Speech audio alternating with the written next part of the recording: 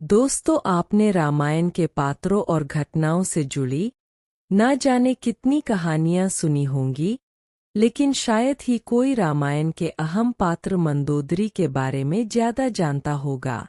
वास्तव में रामायण में मंदोदरी का परिचय केवल रावण की पत्नी के रूप में नहीं, बल्कि एक कर्तव्यपरायण और धर्म के रास्ते पर चलने वाली स्त्री के तौर पर किया गया है। पौराणिक कथाओं के अनुसार मंदोदरी 5 कन्याओं में से एक थी। उसे चिरकुमारी भी कहा जाता था। वह एक पतिव्रता स्त्री थी जो भगवान शिव की आराधक थी।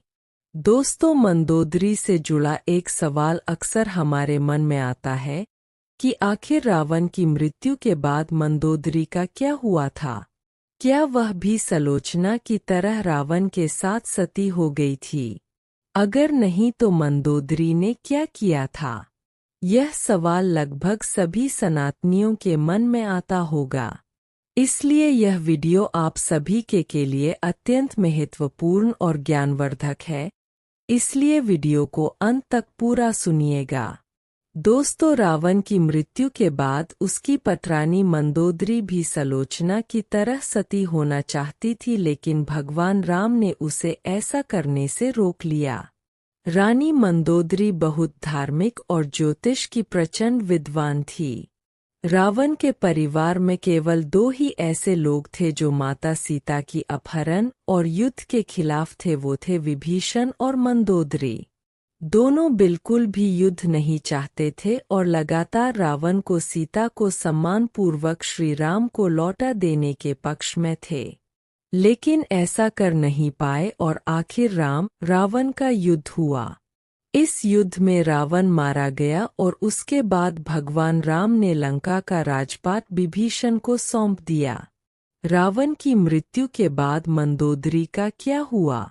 भगवान राम ने मंदोदरी को सती होने से रोकते हुए समझाया कि उसकी जिंदगी विभीषण के साथ अच्छी रहेगी, लेकिन मंदोदरी ने इस प्रस्ताव को अस्वीकार कर दिया। कहा जाता है कि इसके बाद भगवान राम, माता सीता और हनुमान फिर एक बार मंदोदरी को समझाने गए। तब ज्योतिष की प्रचंड विद्वान मंदोदरी को महसूस हुआ कि धार्मिक और नैतिक तौर पर देवर विभीषण के साथ विवाह करना गलत नहीं होगा। यह महसूस होने के बाद रानी मंदोदरी ने विभीषण के साथ विवाह कर लिया। मंदोदरी ने विभीषण से विवाह क्यों किया था?